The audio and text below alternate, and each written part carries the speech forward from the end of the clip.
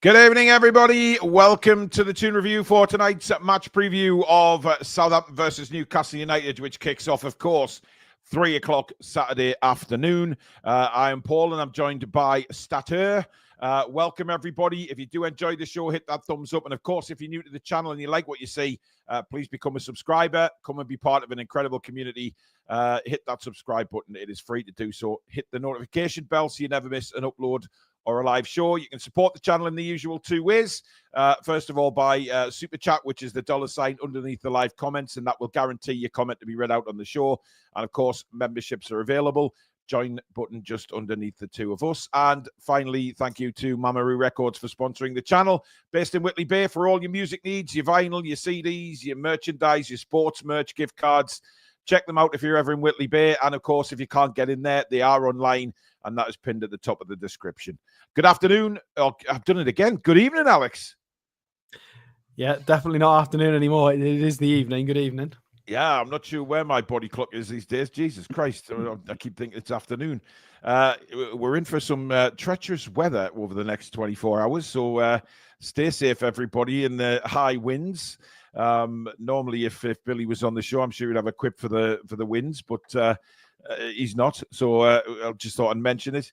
But the world goes on, as they say, and Newcastle take a trip to St. Mary's on Saturday in the Premier League.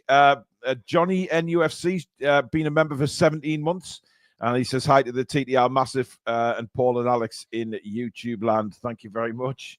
Alex did forget to say that quotation earlier on, but you know, it wasn't that I forgot. It didn't fit. I can say hello to the Magpie Massive and everybody in Viewerland right now. There you go. It's all taken care of, as we hoped it would be.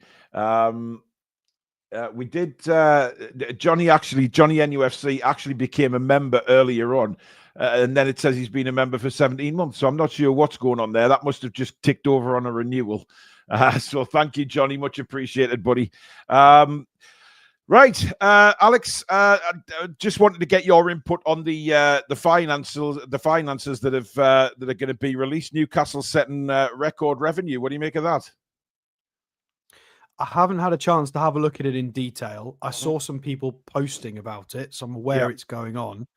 I mean, yeah, it was to be expected. We've cleaned up shop with sales begrudgingly.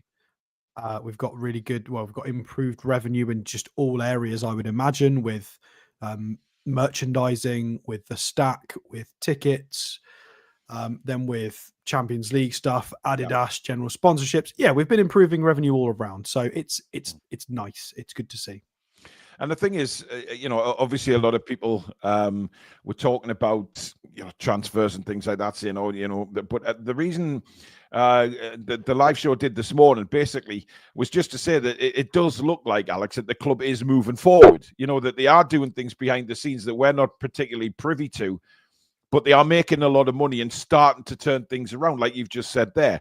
And the next stage of that for me would be a stadium, because if you look at the what I did was looked at the commercial earnings from all these teams, and it's clear that a new stadium would mightily improve that, which is where we're lacking at the minute.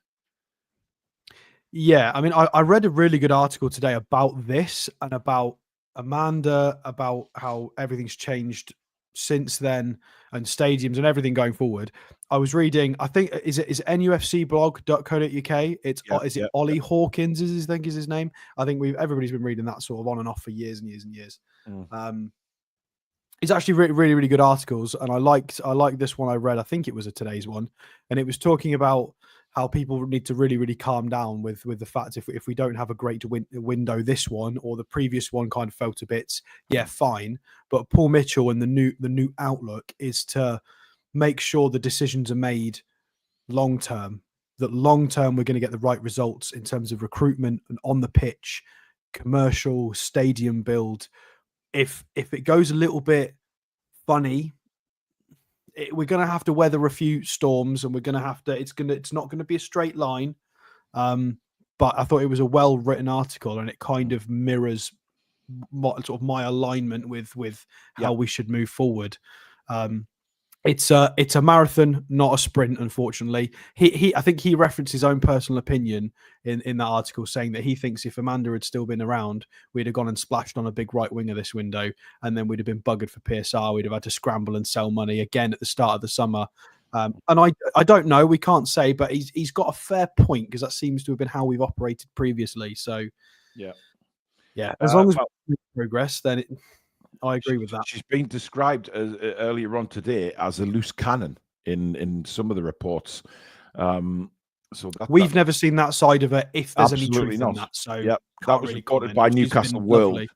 But yeah, Acid's become a new member of the channel. Thank you, buddy. Trevor McDonald, been a member for 7 months, says, good evening, everyone. I feel very grateful to be part of such a great community of people and fans. 3-0 on Saturday. Come on, the Toon. And Cynical Jim, who's been a member for 23 months now. Thank you, buddy. Please get well soon, Billy. These ugly buggers are okay, but your humour is greatly missed.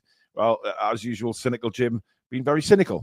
Thank you, mate, in all seriousness. Amanda done her thing. We know you're not what they're claiming. Well, I do. The sheep believe it. It's nothing for us to comment on. Like I say, why are they reporting something like that? I don't know. I mean, it's a bit rude saying to F us because we have an opinion based on all the facts we've got available. Yeah. You know, I mean, you do you, bro, whatever. No, he was saying F the reporters, Alex. We love Amanda. That's what oh, it's because he got a bit jiffy with us talking about Amanda yesterday. Okay, fair enough. My apologies. So yeah, it's again, I mean, Newcastle United set to announce £314 million FFP boost that can unlock the spending spree. But people have to realize that that's probably going to come in the summer. It's not this window. There isn't going to be a massive turnaround this window. I'm still hopeful we bring at least one in. I have to believe that. Because I don't want to see us go through another problem of injuries and stuff like that. Just a lot of regret as well. But I guess we'll see. Simon says, surely we dip into the loan with option to buy in the summer market. Man City still going ham on the transfer in January. By the way, I don't know whether you've seen this today, Alex, but the centre-back who they just signed, I can't remember, his name's Kusanov. Was that off? Yeah, his agent has come out and said that Newcastle were inches away from signing him. It was a very, very close thing, and they could have been the team that signed him. Which then that gives really the hurts because he's amazing. Absolutely, but it then gives the indication that Newcastle are looking around the transfer list and looking around for players. You know, if an agent is going to come out and say that, you know, you have to. But this basically leads on from the conversation we had last night about Jonathan David. Yeah. It's all well and good. We can get really far down the line with signing a player. And then if one of those kinds of clubs sort of gets their wad of cash out and puts it on the table, that's it. We're okay. We'll just have to walk away. There's not a lot we can do. If somebody comes and offers an extra signing on bonus of like double or triple what we've offered, plus double or triple the money, we're just going to have to walk away from it. There's no point in buying with our ego. And the club definitely won't do that with Paul Mitchell in charge. So we're just going to have to walk away from these kinds of things. Yeah. Tom says, Newcastle World, who had another. Yeah, the article today was disgusting, by the way. The headline was world-class forward at Newcastle training ground. And it was Miggy Almiron still training with Newcastle United. That was the story. Who wrote that? Was it Jordan? I'm not sure who. I can't remember. I'm sure Tom will tell us. But it's a bit Lee Ridery, that is. I mean, it's shocking, really. World-class forward seen at Newcastle training ground. I mean, really? Miggy Almiron, world-class? I mean, if that's not for clicks, then I don't know what is. That is terrible. Anyway, Nick Thornton says, Paul, Alex, have you seen the reports on a new state-of-the-art training facility? Yes. They brought in somebody, Alex, who was responsible for Real Madrid's training ground, which is quite exciting, I have to say.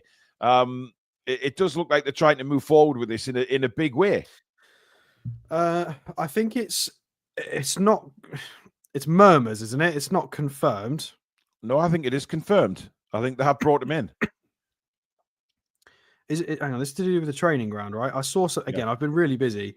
So there was a link to an article earlier, and I've not had a chance. World-renowned architects Populous are set to design Newcastle United's new training ground. Confidential can reveal. And apparently they did Real Madrid's super base. Yeah. Super base. I mean, if that's true, then yeah, can you imagine having a super base? Not calling it a training ground. Newcastle are today at their super base preparing for. We're just incredible. It does sound pretty crazy. Yeah, I mean, I'm watching the headlines going through at the minute, Alex, and it just keeps saying, Amanda's name keeps getting mentioned. More details around Amanda Staveley's abrupt departure from Newcastle have now surfaced. I mean, it doesn't really matter, does it? It's just it doesn't. Media but why news these stories keep propping up just before we're due to play a game? It's amazing how many of these stories prop up on a Thursday or Friday when we play on a Saturday. It's madness. Well, I've not tried to track that, but I have. Pays me off that we are so restricted and others can spend. I mean, Nottingham Forest, Alex, going in for Cunha. Mental. That concerns me. That because they've got to get their PSR straight by June 30th as well. So I don't really know how they. I mean, with sales, I guess, because they I don't know what their net spend was in the summer. Obviously, it looked like they did spend quite big. I don't know what they sold. Mm-hmm. So then if they spend big again in January as well, because Mateusz Cunha is going to be, 50-odd mil? Don't know. Don't know how they're managing this. Although they have, in fairness, Forest sold quite a few players that they brought in, a year or two. They might have done. I haven't really had a look, so we'd have to have a look there. But yeah, it is definitely frustrating for sure. Yeah. Mateusz Cunha. Yeah. Personally, I would prefer it if we bought Cunha, says Fubar, rather than Jonathan David, mainly due to Cunha's Premier experience and his ability to play on the right and as a 9, whereas David is more central. I mean, Cunha looked incredible when he came on against us, to be fair. We've done Mateusz Cunha on this channel before. We've definitely done him at some point in the last 3 years on several transfer shows. He's been a very good player for a very long time. He's been involved at Champions League quality clubs. He was I'm pretty sure it was at Leipzig. I think he was at Leipzig. He's, I was a bit shocked when he came to Wolves. I thought if he was going to move to a club in the Premier League, I thought he'd have gone to at minimum sort of a Spurs or up sort of. Yeah. It surprised me a little bit. Man United putting out that they have made a huge loss. Well, we all knew that. We all, tears have flown. Do I look like I'm upset with that? No. Joel says that this is what I mean, though, and the cause for concern. Fair enough, we want to build for the future, but if every team around us is building for the present, then how can we compete? Well, we just have to keep fingers crossed that we don't get injuries. Julie says someone did explain Nottingham Forest PSR on Twitter as in they are okay, but can't remember what it was. I did. I think I read something as well, Julie, to be honest, saying that exact point, which is why I mentioned there about player sales and stuff. But we're not privy to what goes on at Forest. We're a Newcastle channel. But you know what? I'm sure they're doing it within reason. If they cross the line, they're punished. But it's just, I get it. It's frustrating for all of us when we see other teams sort of linked with players left, right, and centre. By the way, one article that did catch my eye, Alex, was more information's come out about the tunnel bust up with Aston Villa. That Fabian Schär was literally turning the air blue with language. And somebody from Newcastle United, who was remained unnamed, I must say, apparently threw a punch. And then players got locked in the dressing room till it all calmed down. Mental when you think about it. But, I mean, I guess, you know what, when you think about it, things must go on in the tunnel all the time. If it's been a particularly feisty first half anyway, you'll always get these clashes going on. Yeah, I mean, this was my kind of, when I was having this rant about Joe Linton's head loss. Yeah. It's all well and good us complaining, but at the same time, we're asking these guys to be absolute warriors and just go out and be completely animalistic, primal, hurt people, and just be as ruthless as possible. But then we're also asking, with the flip of a switch, you have to be super, super punctual, professional, polite, straight away, and it must be a really hard sort of tightrope to walk at that level, especially with so much on the line. It is what it is. Some players can handle it more than others. Yeah. But they had a player sent off, so it was probably a bit of both. It is what it is. Well, I mean, the article opened up loads of stories about Lee Clark's book and the clashes with, people were clashing with Kevin Keegan and things like that. It was, it goes on all the time. It has to. The amount of energy and physicality and just the adrenaline pumping for one. Abs says, everyone in the summer, we were losing pace with teams like West Ham. I draw everyone's attention to the league table. Well, West Ham's we did lose to West Ham, Abs. But yeah, you're right. We're way better in the table, but we did actually lose our match with them quite convincingly. Yes. I mean, look, I expected West Ham, and I think when we did our league predictions, given the signings they had made at the time of us doing the predictions, we expected certainly a lot better from West Ham, but their manager was shit, so they couldn't get anywhere basically. Keith Truscott with a super chat says, actually surprised we've not bought a keeper yet. I suppose there's still time. I think James Trafford comes in the summer. I genuinely believe that. I think dare I say, maybe the agreements have already been put in place with Burnley for that to happen. I don't know. Trevor says the amount of crap they put in their bodies with energy drinks and gels, it's not surprising they act hyper and angry. I don't think it's... I mean, they're not all Jamie Vardy. Yeah, it's not the kind of... they're not sitting there drinking Monster for, 5 tins of Monster before they go on the pitch. It's a lot more educated than that. Migs S says more positivity and less fans walking out on our team would be good. Ouch. I mean, who hasn't been positive? I mean, we've been as positive as possible on here with the recent run as well. Yeah, it was 9 wins in a row, so we've had a wobble. Eddie Howe thinks it's fatigue. I think he's got a reasonable shout there. I think he's far wrong. There were obviously there was a warning sign against Wolves with how many chances we gave them, or they created themselves, whichever way you look at it. So we'll see. We've got 2 games of Southampton and Fulham to try and see if we can stop the rot. Well, I say the rot. One game isn't the rot, but yeah, we'll see. Let's give it another couple of weeks, and we'll be able to reassess this. Apparently, it's us that have been negative, Alex. What? And then he goes on to say, I just couldn't believe my eyes versus Bournemouth. Well, neither could we. We lost. We conceded 4 goals, mate. Yeah, what we're going to do is swing around the trees chanting, how man? We played pathetic. That's why we were negative. Saying we've been positive. Okay, I'm lost. Migs. I think you got it the wrong way around. All right, we'll just move on. Don't worry about it, Migs. I'm confused. Okay. Right. Jamie says, I wish we'd go for free transfers. Kolo Muani just signed for Juventus. That's on loan. It's not a free transfer. I don't know who's available on a free transfer still.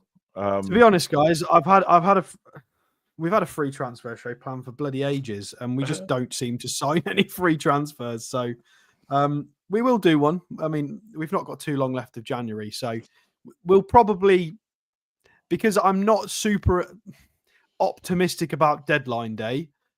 We'll probably, and I've got the day off from work that day, so I'll be joining Paul. So we'll probably save some extra bits like that for deadline day, because it's going to be a really long day. Yes. Don't forget, that is coming up. The 3rd of February is deadline day, guys. We do our charity stream. We are looking to raise £5,000 for our charities. We just missed out on it in the summer window. We're hopefully going to smash it this time around. 3rd of February, streaming from 11 a.m. till 11 p.m. all day, non-stop. And we're hoping that you guys can help us raise £5,000 for the charities. We do it every deadline day. Let's see what we can do this year. Keith Truscott's with another super chat saying, I'm aware of all the restrictions placed on us, but I have to say, us missing out on numerous superstars is really starting to boil my piss. Yeah, I mean, that's the thing, Alex. It's players that we're missing out on. Call Me Swift says, Paul, have you seen Miggy's Miggy's changed his PFP on profile picture on Twitter to him wearing an Atlanta shirt. I haven't seen that, actually. Okay. Well, I don't know. Is it definitely his account? Yeah, is it definitely? I mean, interesting. Billy's in the house, as we knew he would be. Hi, everyone. Not the best day I've ever had, but it's ending with TTR, so ends good. Cheers, buddy. Alex has given us an update, so thank you. I just hope he's all right. We know he's all right. He's going to be fine. He's all right. He's watching. Yep, exactly. Miggy's not on Twitter, apparently, so it must be false. The Naked Noise Boy, who has been a member with us for 11 months, says, finally, the planets have aligned, and my sister and I have got tickets for Fulham. Flights booked, hotels booked, only been 37 years since last time. Well, the team's changed a lot in 37 years. Yeah, I wasn't alive then, so... Yeah, you are a liar, Alex. You're a liar. Am I? I'm just saying I wasn't alive. Are you telling me you're under 37 years of age? I'm 32.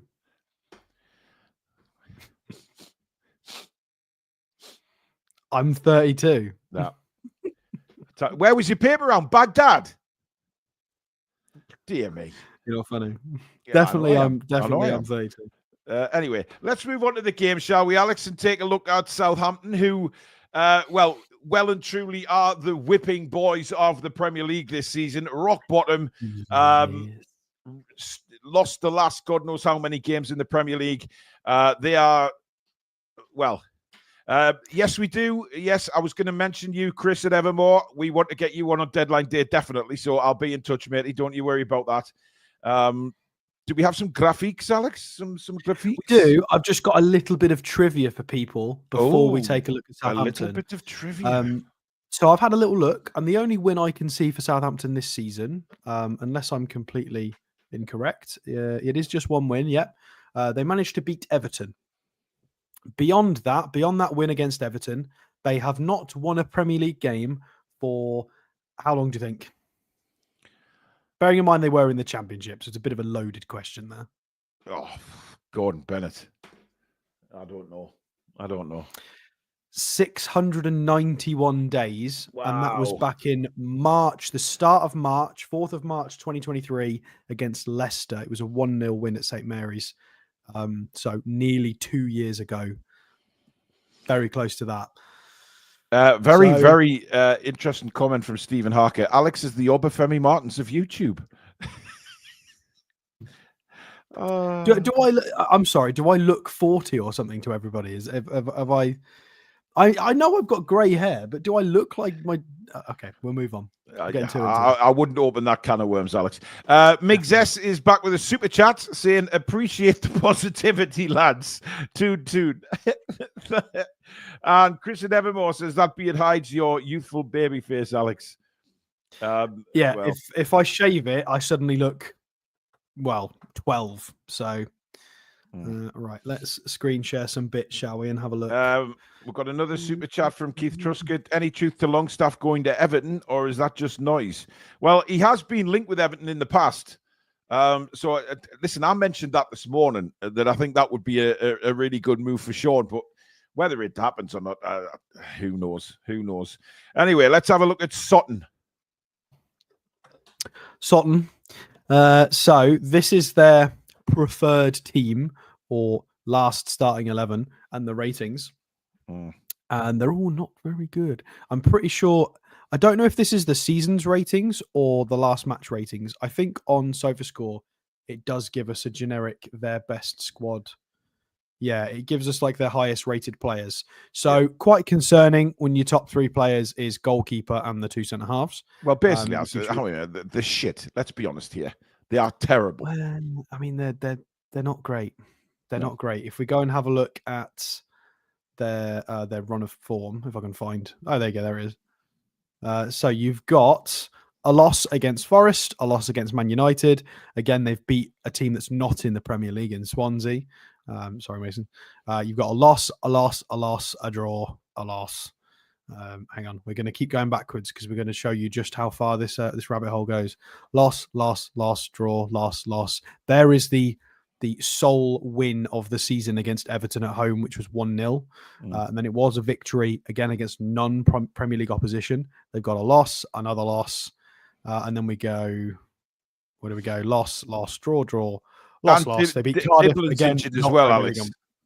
Dibling's injured as well. Yeah. And then we go all the way back to the start of the season where we played them at St. James's Park. Were we there? I think we were there. I can't remember. I'm pretty sure me and Paul were there. Yes, we were. And yeah, we still managed to beat them despite obviously getting somebody sent off. So, and even in pre-season, I don't think they did overly well. I mean, they drew against Getafe, red cards against Lazio. Yeah, not good. It's been they either beat a Welsh team or Millwall ages ago. So it's been a long time. They've really been struggling. Look, a lot of people are putting in the chat that I've just jinxed the game. Come on, guys. Listen, they are crap. And if we lose on Saturday, I'll be bloody furious. Because come on. Let's be honest here. The rock bottom of the table, they keep losing, right? And I am confident we go there and batter them. As a Newcastle fan, I'm not going to talk about banana skins or anything crap like that. I expect Newcastle to go there and thump them. Absolutely thump them, especially with what happened against Bournemouth. They will respond. No doubt about it in my eyes. I think a few people are concerned of the Luton. Yeah, everybody's typing bollocks in to Luton. Bollocks. It's very, very different this time around. We've got a fully fit side. We are ready to go. We will bury these bastards. I'm telling you.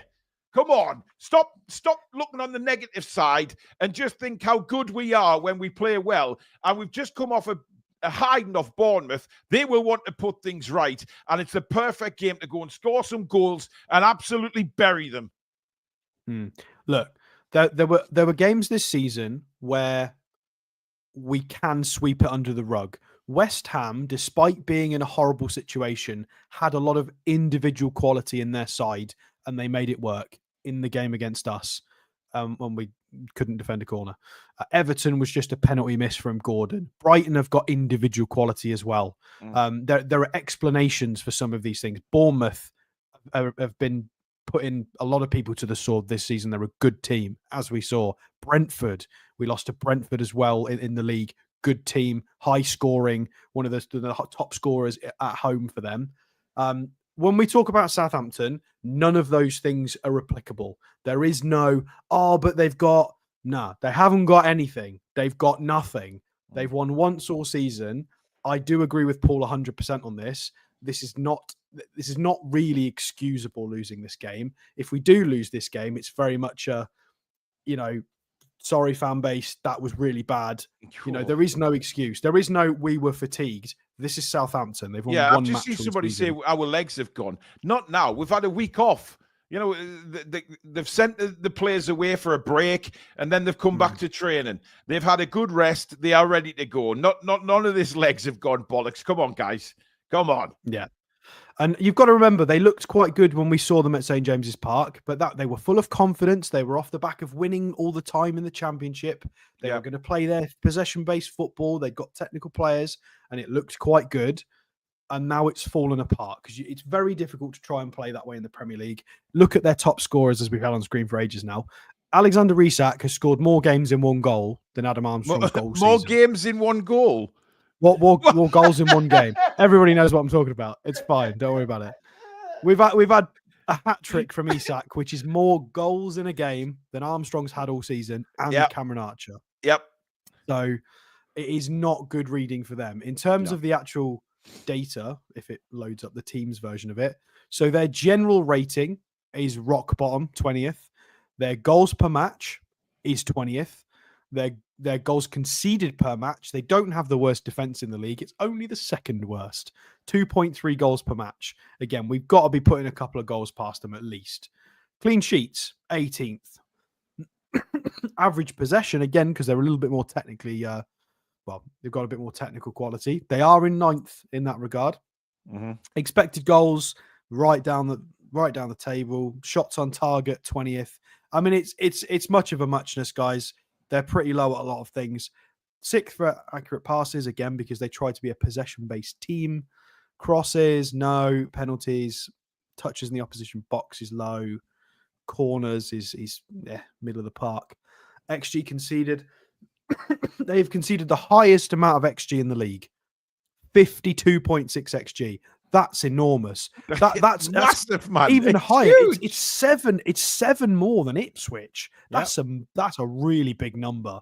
I know a lot of people don't like XG, but what that is essentially meaning is they're giving up a lot of high value chances, all the time, all of the time. That is a stupidly high number. If we go and bring this table up and have a look at the actual full table. I mean, where are we? We're not even at Man City, you're 10th. Yeah, we're not even on this list, but they've conceded 50. Southampton have, and they've put up an XG against of over that of 52.7. So they should be even further down the hole, to be completely honest. They've been a bit fortunate. So yeah, a very, very poor side indeed. And I think their fan base, unfortunately, I do like the Southampton fan base. I like Southampton as a club. I've got no problems with them at all.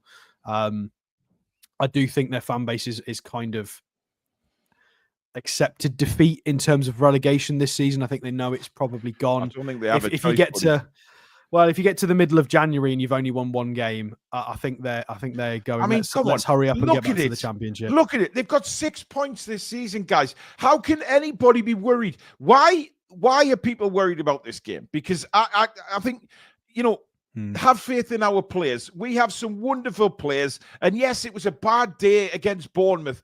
Put that behind us and think of the previous 9 before that, how well we've played. We've had a bit of time off. We're back in training. We're ready to go. And they've got 6 points this season. We should be destroying these on Saturday, and I fully expect us to destroy them. It's not being big-headed or anything like that. We just have a much better team than these. A much, much better team. And I can't understand anybody worried about it. I think we'll blitz them. And I've said it a million times. Get your bets on a blitzing. And it's not a reindeer from Christmas. This is the most recent team that played against Forest and did. I mean, what was the score? 3-2. Forest should have had a 4, to be honest. 3-2. They shouldn't have had a goal disallowed.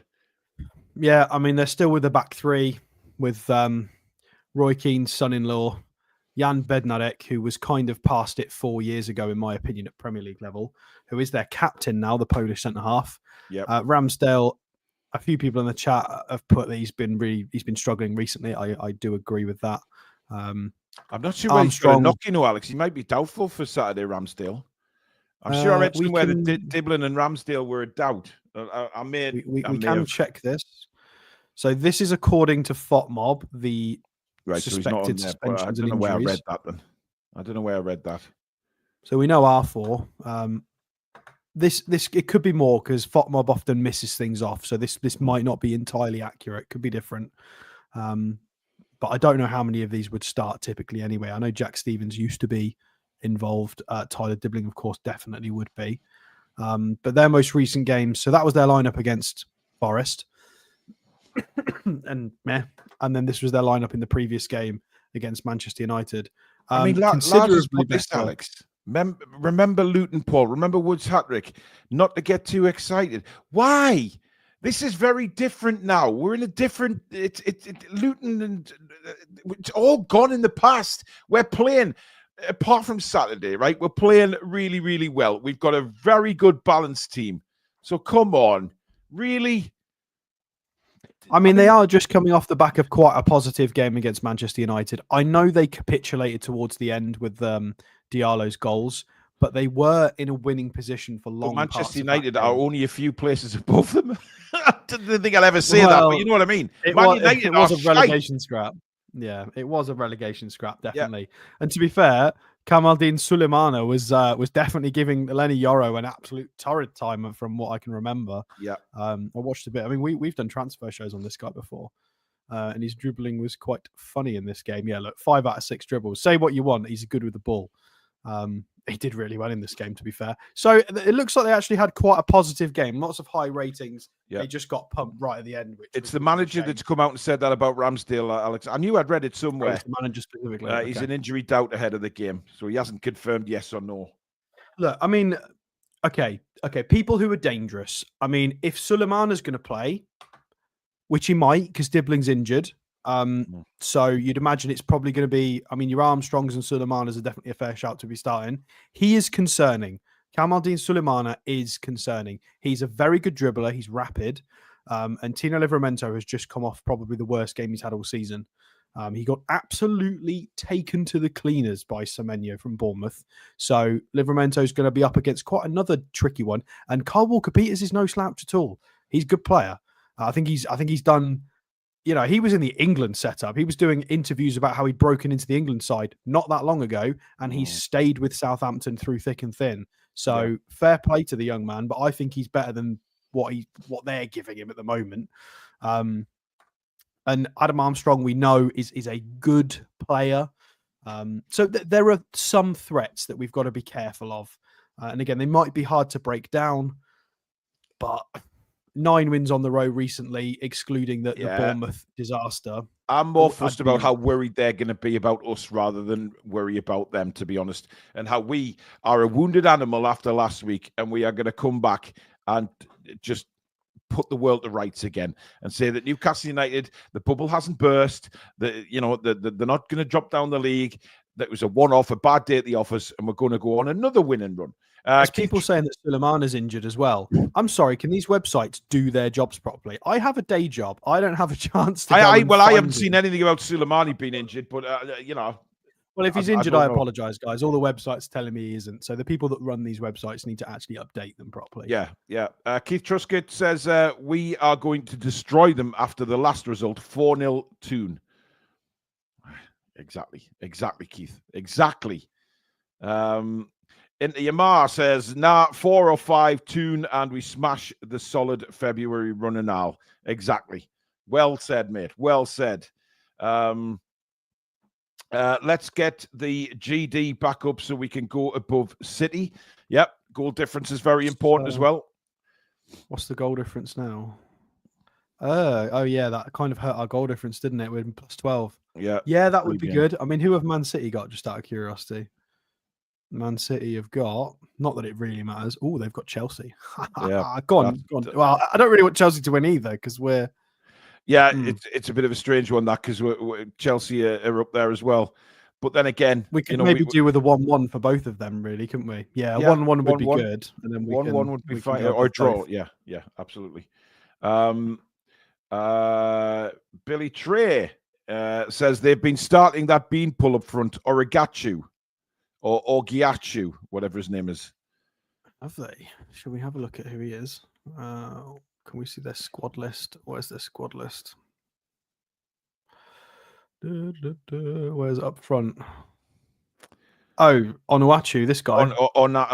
Yeah, that's him, Onuachu. Yeah, he was. I remember ages ago. I don't know if you guys, if people do watch James Lawrence Olcott, I remember he was like trying to tout this guy to every Premier League club last year. Yeah. 30 years old. Rafi Benisian's back with what the manager said. Kamaladeen Suleimani has a little hamstring injury and is unavailable for Saturday's game. Juric said the medical staff are scared as he's had problems with his hamstrings in the past. So there you go. He's out as well.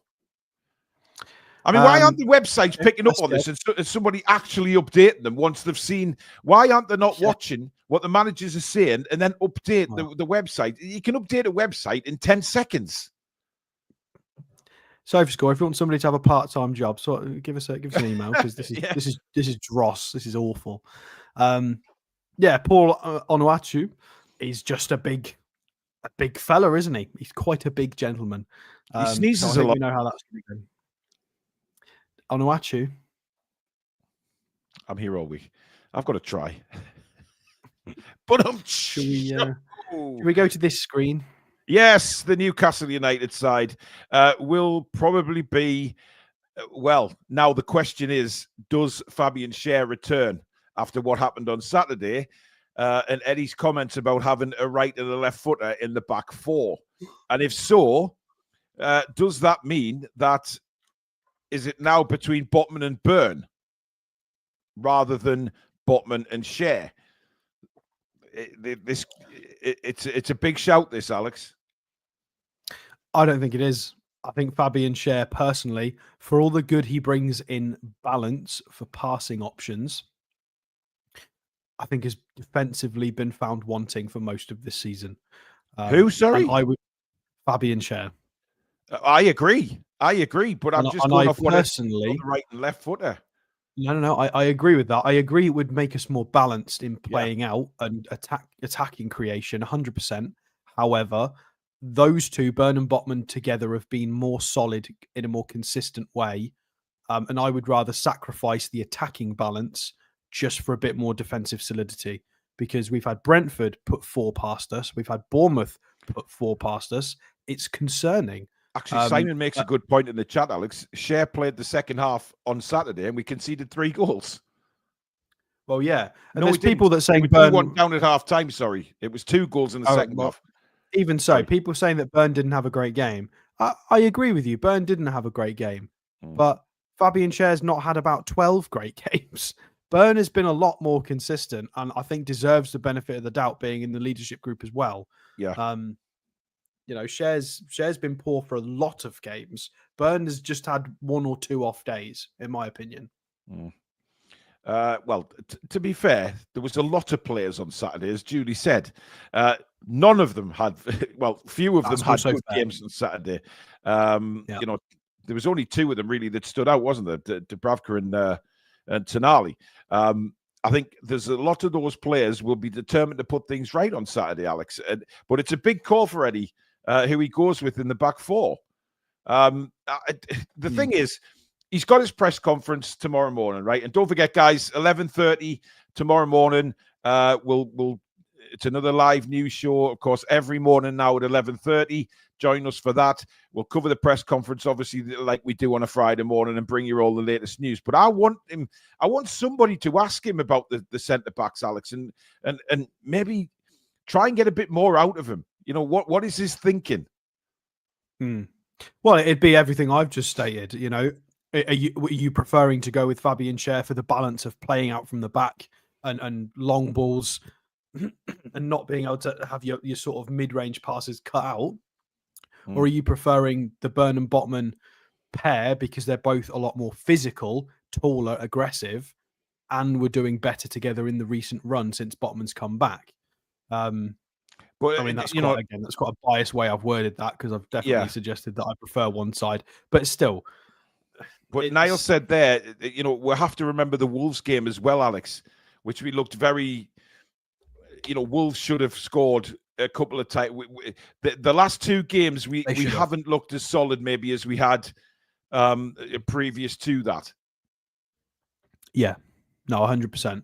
It is concerning. There have been signs for a couple of weeks that even before we started conceding and the floodgates did open, we were giving up a lot of high value opportunities consistently. So it was bound to happen.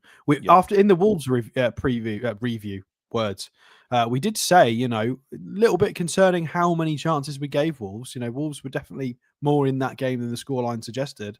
And then the Bournemouth game happened. So we were in that trend. We could kind of see it, maybe not see it coming, but there were definitely signs. But I think what you said earlier is true. I think we do need to see a big improvement from certain players. I do want to see Livramento pull his socks up and get his head right for this one, because he's really struggled against Semenyo. I'd like to see Jacob Murphy try and sweep that one under the rug. We need the front 3 to be back.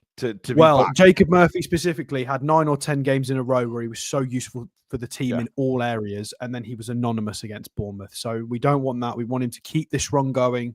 We can't have flash in the pan, Jacob. We need him to keep it. We're not asking him to be elite. Like, just do your best, mate. Just get us through to the end of the season. Do what you can. But we need a bit more. And Joe Linton as well. You know, keep you cool.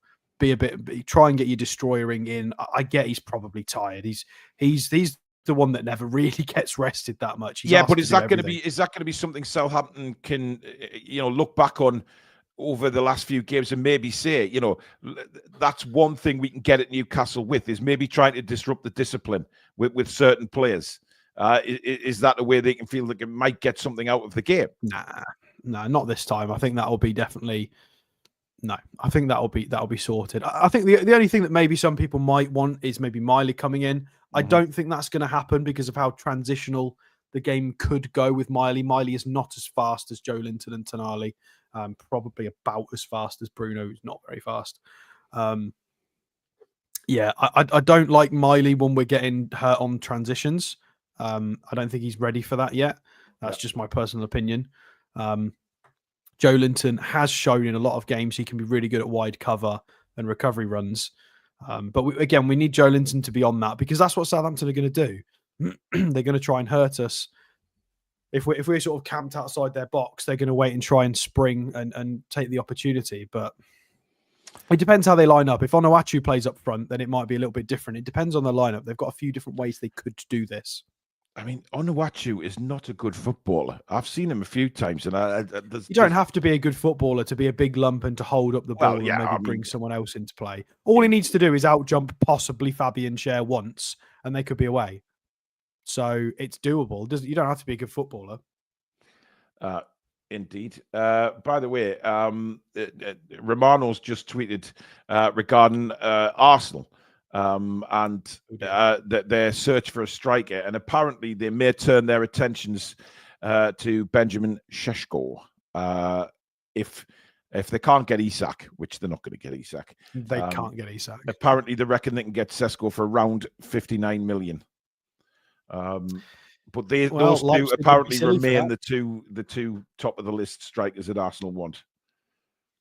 Benjamin Šeško, if he keeps going, could be the best striker in the world in 3 years if he keeps developing. Yeah, absolutely. He could be. Yeah. So Leipzig would mental if they give him up for that sort of price. I'd be holding out for a lot more if I was them. Yeah, it all depends on the money, doesn't it? Really, what financial state Leipzig are in. Although Leipzig are being linked with players left, right, and centre as well. So who else could play? I mean, this is my makeshift bench. I think Kelly can come on there as well. Who could get into the starting lineup out of this lot? Fabian Schär, maybe. There's nobody. I would normally suggest possibly Trips, but after his really poor substitution showing, I don't think he's going to be in the thoughts.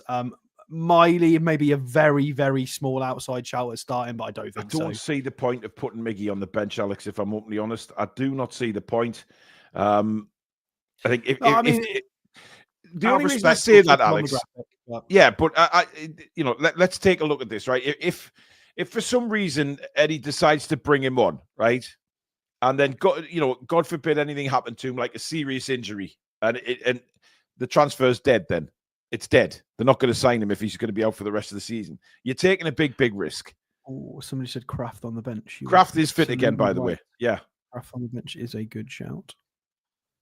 I want to see Jamal Lascelles back. Where is Jamal? Poor Jamal. He's not back till end of March, Alex. I read end of March. He's way behind. He got a new leg. Well, poor no, guy. What the article I read said is because he's over the age of 30, it's taken him a lot more time than it does Sven Botman. It did. Virgil van Dijk came back a lot sooner than apparently we're not seeing him till at least end of March. So I'd write him off for a good while.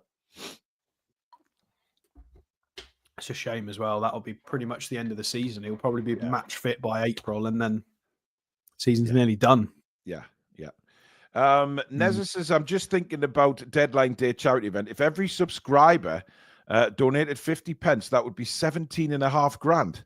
Bloody hell, Neza. Thank you for putting that together. Every subscriber donated 50 pence. Not everybody has the ability to donate, but if you can and would like to support the charities, then absolutely, that would be very, very kind. And we know that the Americans like to, we always have this nation's battle for deadline day. Who makes the biggest contribution? Is it the Americans, the English, the Aussies?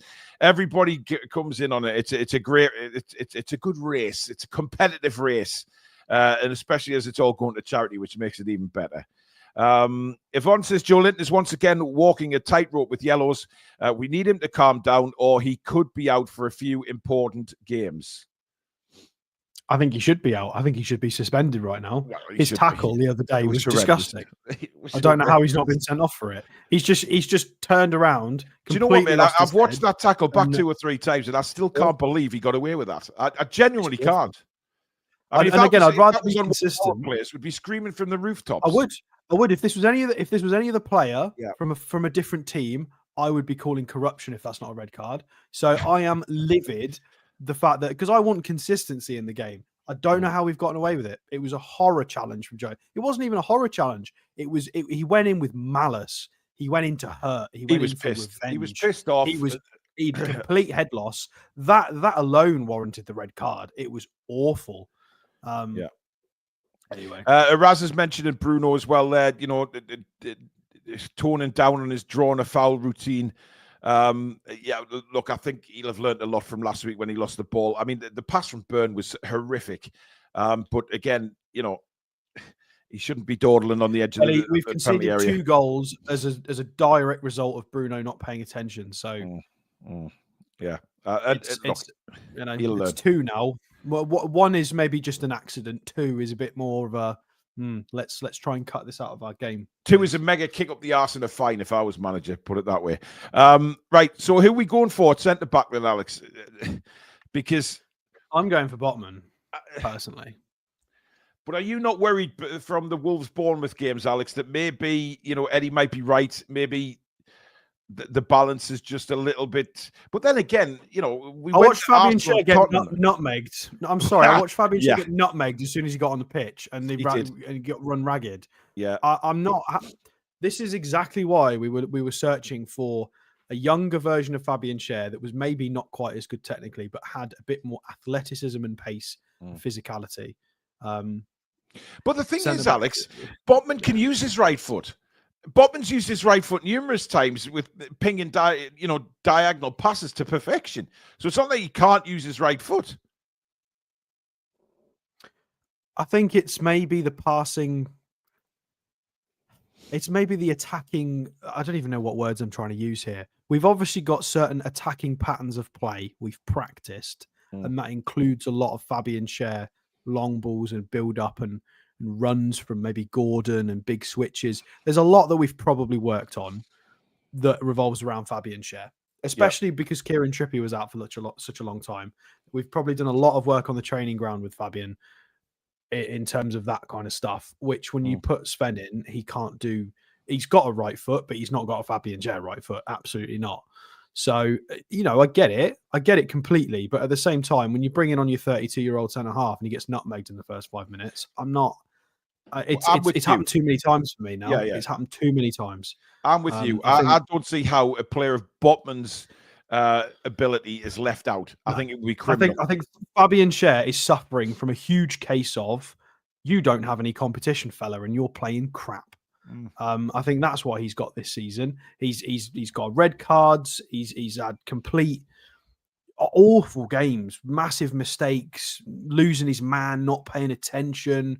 He's passed it straight to opposition players right in front of our box. He's had a terrible season for me, and I think it is completely down to the fact he's got no competition. Not signing another centre half for us, I think, has hurt Fabian Schär more than helped him. Emil Kraft has played better at centre back.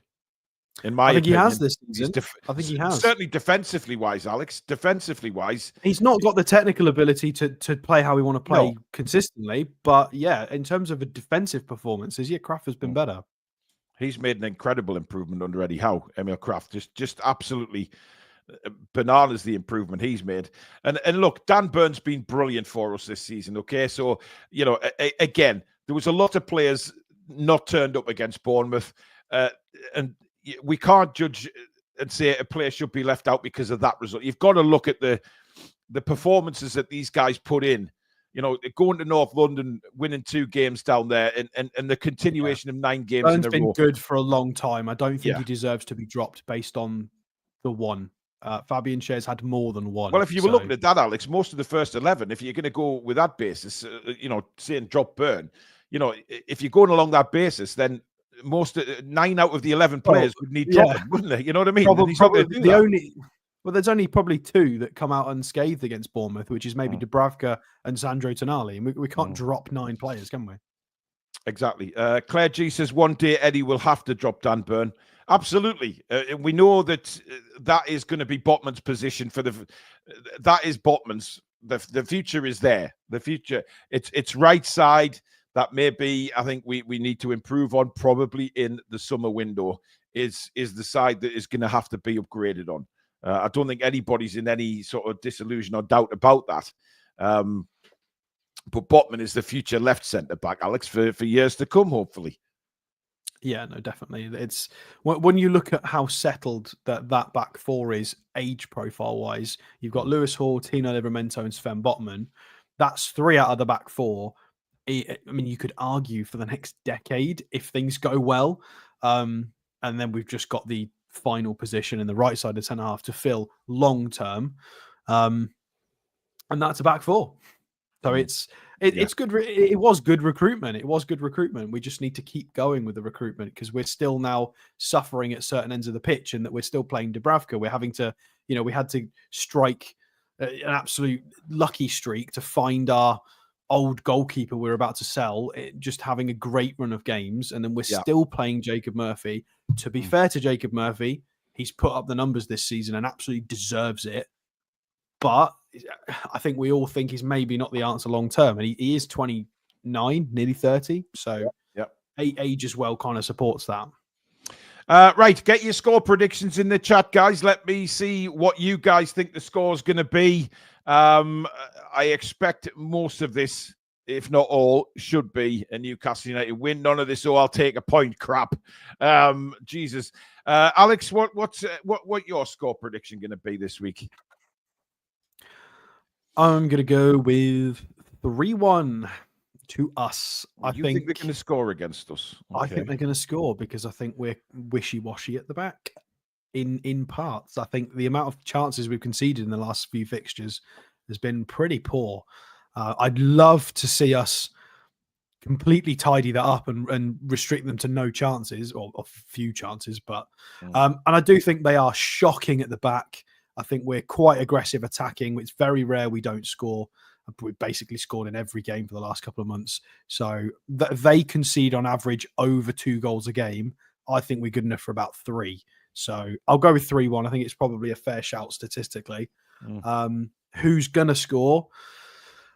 Well, I mean, I'm going to, the cop-out answer is Isak's obviously going to get something because it's him. I'll go Isak, Gordon. And I'm going to go with a cheeky Lewis Hall. I'd like him to get a goal because I liked his interview the other day and he's a good lad. Yep. I'm going 6-0. I'm absolutely, honestly, I've seen quite a few people actually going for 5s and 6s, and I'm pleased in a way because I want to see that confidence in our fan base. Hang on a minute. Scotto says 1-0 to Southampton. Typical NUFC thing to do. A la Derby, Luton, Charlton, Southampton many times before. I'm not having it. I'm going 6-0. Yeah, but mate, you can flip that. You can flip that and go, oh yeah, but we put 4 past Ipswich, we put 4 past Leicester, we put 8 past Sheffield United. It depends which narrative you push. It doesn't work like that. You can spin it both ways and it's still true. Yep. I think we'll be bang up for this. I think we'll start quick and we'll blow them away.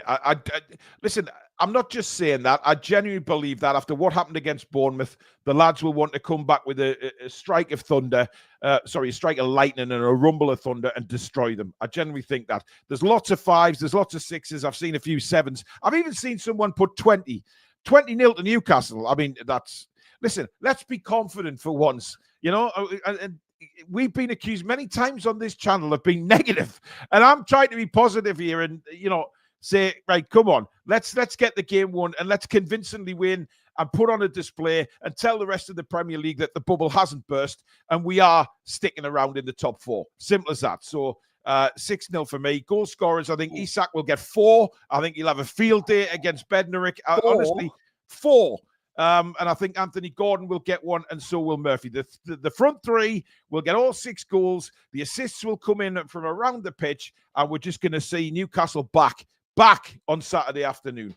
And if they're not, and if we don't get anything out of this game, you will see one mega rant from me on Saturday night in the reaction video, because we have to win this game. And Southampton, I cannot see them doing anything. Not the season they've had, the way they're playing, etc. I'm just confident for once. Just before you carry on with that, Patreon wise, I've had a few requests for certain types of shows. So I think what I'm going to do is I'm going to let everybody who is a Patreon member a little insight into what we're going to be doing on transfer deadline day. So I'm gonna do a recording on the health of our squad at the moment, a full squad overview show. LG with a bit of a shout there yesterday, and we're going to have a look at the contract situation of everybody, potential transfers in and out, and just get a good overview of what the squad is looking like right now, what it's going to be looking like in the summer, so we can get a good lay of the land, especially going into a full day talking about transfers. So everybody's going to get that early this weekend on Patreon, and then plus the match reaction against Southampton. So there will be a couple coming out this weekend. But thank you again for your patience with everything that's been going on. Absolutely. Keith's back with another super chat. Thank you, Keith. Want to see another Tonali Thunder Rocket? Time we had another. Yes, absolutely, 100%, man. Definitely. Kit says, don't underestimate Southampton. They're more capable than their league position would suggest. What I'll say to that, Kit, is Hadaway and shite. Honestly, 6 points this season.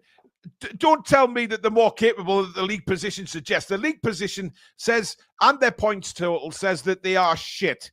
And they are shit. And Southampton fans even admit that they're shit. So, I'm confident. End of story. Anyway. I mean, we looked at the stats. They were profiling as basically dead last in every important metric, bar possession and passing. Absolutely. So, absolutely. But listen, guys, that is it for tonight. Thank you so much for joining us. Tomorrow, don't forget, the 11:30 news show, covering the press conference, etc. in the morning, any breaking news. Join me for that one. And then we're back at 7 for TTR Friday, where we'll be taking a closer look at all the latest news from Newcastle United and getting you guys on, of course, to talk about the Southampton game and how confident you are going into it. But listen, what I would say is take care in the storm tonight, guys. It's got to be ferocious. So wherever you are across the UK, please be safe. Don't do anything silly. And hopefully it'll pass without any problems. And we'll see you all again tomorrow. But thank you very much for your super chats and your memberships. Thank you, Mods. Thank you, Alex. But again, a massive thank you to you guys for spending an hour with us tonight. And we will see you all again tomorrow. Thank you to Mamaroo Records. Have a good night, everybody, and we'll see you soon. Good night. Away the lads and lasses. Come back and check out some green.